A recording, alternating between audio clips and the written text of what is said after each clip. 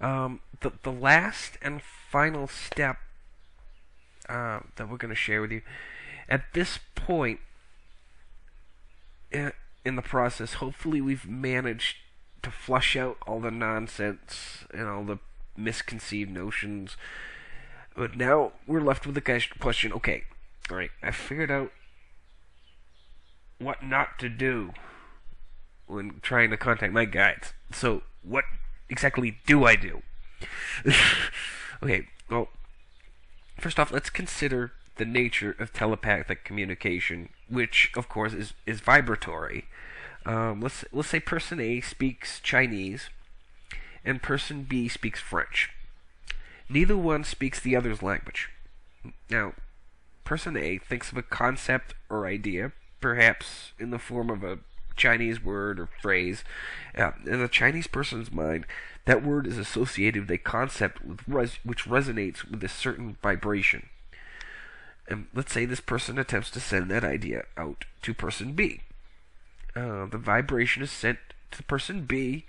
Their mind picks up on that vibration and then may associate that vibration with a concept familiar to that person, perhaps in the form of a French word or phrase. Now, this is what you're doing when you communicate with your guides. You don't have to worry about how to speak or will they understand. Your guides are sending you vibrations, and with some with typically telepathic races that are purely telepathic, they don't even have to. They can just directly go into the vibration. But in any sense, your guides are sending you vibrations. Your mind will associate them with concepts familiar to you. Sometimes the association is direct. Sometimes the mind compensates for an unfamiliar idea or concept by trying to relate it to an experience you can relate to instead. For some people, this kind of communication will take on the form of words or sentences or somebody actually speaking to you telepathically. For some people, it comes in the form of visions. Sometimes it's both. Sometimes it's both. I mean, it's just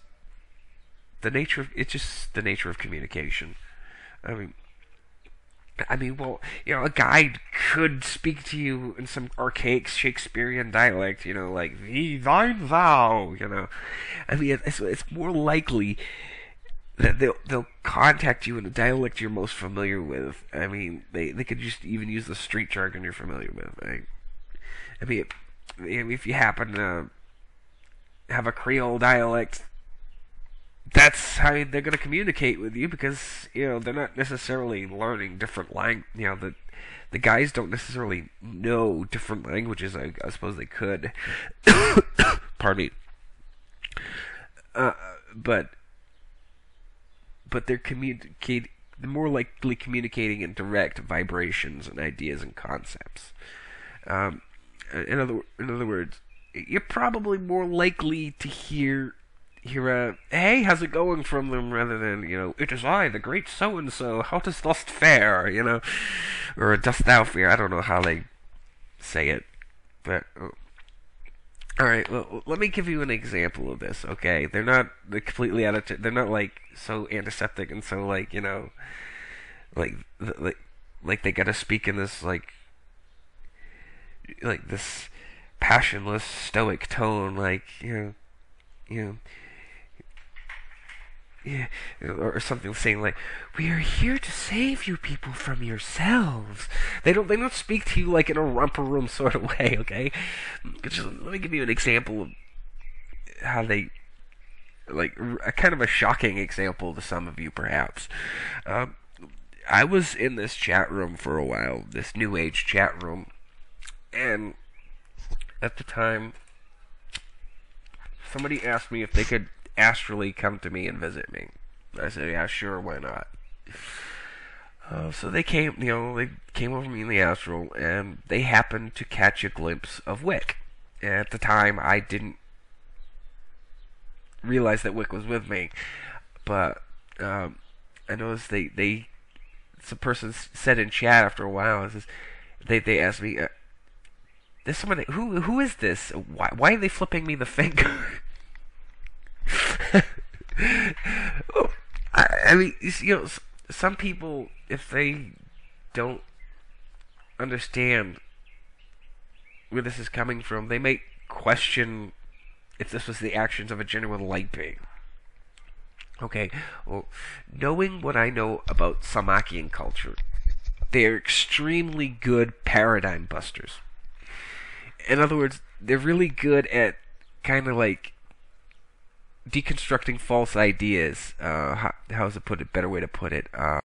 I guess a better way of putting it is to burst your bubble, not in a bad way, but in a sense, it's, maybe you realize, well, maybe I need to reevaluate what I think about this or that. In this case, she was kind of bubble bursting the false idea that light beings are stoic, passionless, antiseptic. Like they would never raise your middle finger or something like that, or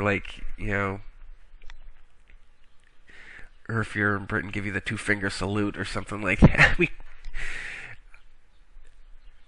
I mean, it's just, they're very colorful,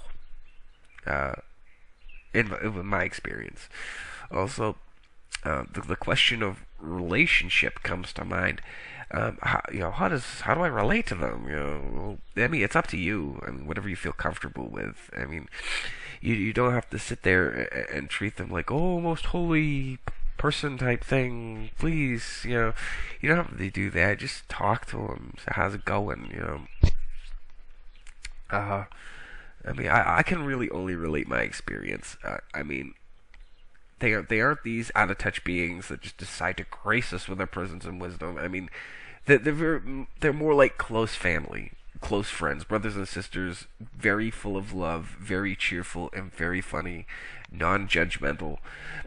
I mean, they volunteer to be guides because of their love and affection for you, not just because you were somehow chosen to rise above the unwashed masses. They love you unconditionally, whether you're a successful doctor or someone troubled by addiction, or they don't make judgments like that. They see people for people, not by some kind of artificial social status.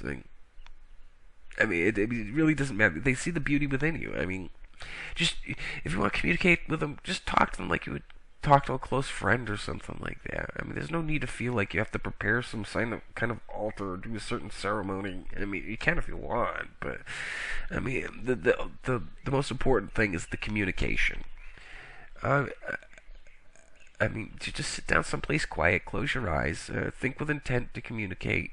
Just say, hello, can I please speak to one of my guides? If you don't know who your guides are or something like that, or if you know the guide's name, just ask for them by name. Make sure you're in a frame of mind and love and light. That's pretty much the only prerequisite. And then just allow communication to come without reservation. Don't judge what's trying to come in, because I mean, think about it. If you were trying to talk to a friend or something like that, and they were trying to tell you something, would you sit there and say, well, he can't be saying that, he must be, it's just they say it, and that's just what they said. I mean, but that's pretty much it for this topic. I know this kind of covered a long time. I didn't realize that one topic would be so long, but I'm Jericha St. Germain. Brightest blessings to you. You have a good day. Take care.